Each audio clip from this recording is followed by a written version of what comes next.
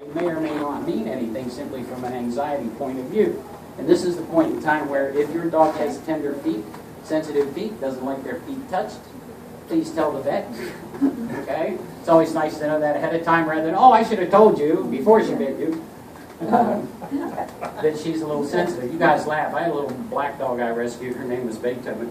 And when she needed her nails trimmed, I loaded her in the car. I took her to the animal hospital. I handed her to my staff and said, here. They put a muzzle on her, and it took 3 of them to trim a 50-pound dog's feet. We don't know what her life was like before I got her, but you could do anything to that dog. You can stick your finger in her ear, you can shove pills down her throat, reach for her foot, and she'd bite me. All right, so what do we see? 1, her head's up. It's elevated. She's looking around. She wants to know what's going on. So from a head carriage point of view, what do we see here? She looks pretty comfortable at this end. Okay? She's up, she's looking around, she's got her ears up, and she's got her ears up.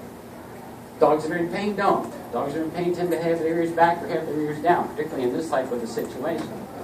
You'll notice that she's turning. I'm going to turn her head here in a minute. But turning because she knows I normally have treats. Exactly, and I appreciate that. But normal behavior. Dogs that are in pain are worried about where it hurts. So we're not seeing that. The other thing you're seeing is that she's relaxed along her top line. Okay? And if you look at her from the back, she is balanced and she is proportional. Dogs that have pain tend to do what people do. They'll weight shift. Okay? And so what you'll see is you'll either see a little curve here or you'll see a leg that's cocked. Most sight hounds are standing, they stand on all fours. Why? They're one stride away from being in a full tilt boogie. Why are dogs on their toes the whole time? You guys ought to know that. Why are sprinters in blocks at track and field events? Because when you start flat-footed, it takes you 2 strides to get up to speed. If you're on your toes when you start and you're a daytime hunter, you're on your way.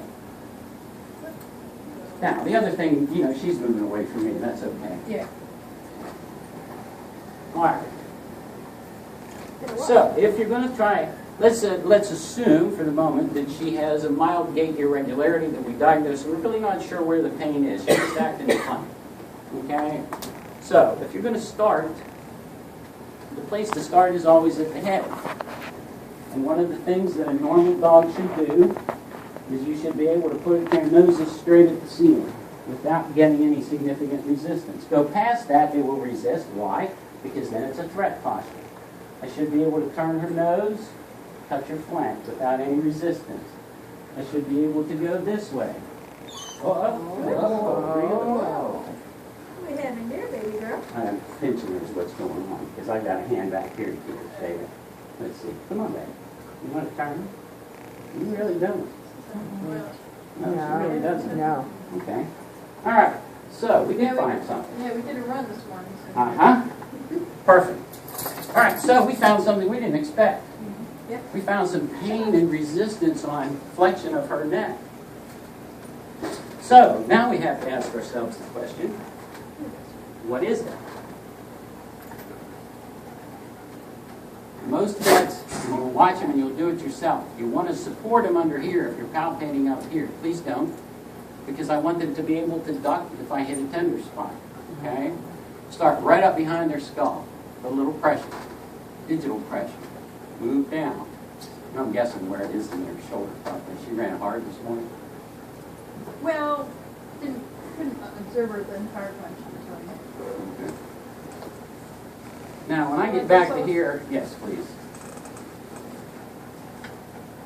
And everybody does this differently, okay? But I tend to start at their nose, work their way back, then start at their toes and work their way up toward the core. When I get behind the shoulder blades, okay? And you all know your dog's anatomy, right? Okay, I'm preaching to the choir here. I start behind there, and I just put a little pressure, and as you slide your hand back, you'll feel the space between the vertebrae, the dorsovertebral processes. Put a little pressure, put a little pressure, put a little pressure. Now, we used to want to do this, but that's not significant because that's also about the muscles along the side more so than just the spine. Because I am dropping my hand down between the vertebrae as I'm moving back here. And do you see any response? Yeah, I did. Yeah. Yes. Now, when you get to the front of the pelvis, and this is the sacrum, this is a solid piece of bone here, you really can't feel anything, there's no point. But what you do want to do is elevate, you don't want to lay down yet. You want to elevate her tail It should come to 90 degrees without causing any problems. All right, so what we're seeing, come here, Joe. It was him, he's just gonna hurt you again. No, I'm not. That was me. It's okay. All right, She's like, yeah. Well, she's lazy. that's all right. We can do this laying down. All right, now that was when we turned her to her right, correct? Correct. Yes. Okay. Are you still feeling that way?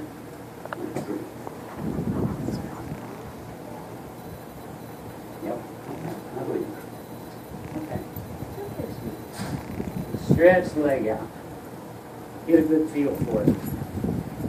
Check each toe individually and flex each toe, each joint. I want it completely flexed, I want it completely extended. Now, you find a little swelling here. You had an injury to that joint at some point? Okay. Now, you can start on the inside, start on the outside. You guys know how toes are numbered?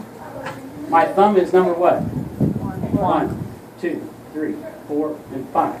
So I start with number 1. If there's a dew ball, I work my way out. Why? Because it makes record keeping easier. You can develop your own routine. But you want to flex, extend every joint and every toe. Feel for heat. And for you ladies in the crowd like my wife, that doesn't work because her hands are always 100 degrees in. Yeah, there's a menopausal joke in there somewhere. Oh, for those of you who know,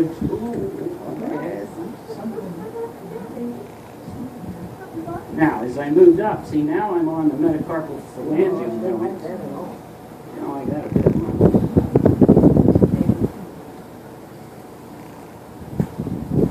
within their pain tolerance when they start to object, quit.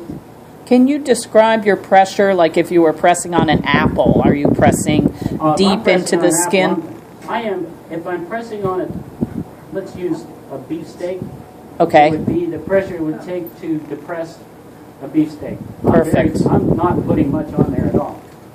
And I'm trying to remove the pressure from underneath to make sure that it's not from me.